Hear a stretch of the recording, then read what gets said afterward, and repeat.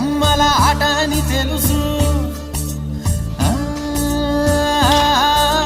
కథ అని తెలుసు, కథ అని తెలుసు, కథలన్నీ కంచికే చేరునని తెలుసు, తెలుసు తెర తొలుగుతుందని, తెలుసు తెల్లారుతుందని, తెలుసు ఈ కట్టె పుట్టుకుమంటదని, తెలుసు ఈ మట్టి మట్టిలో కలిసిపోతదని.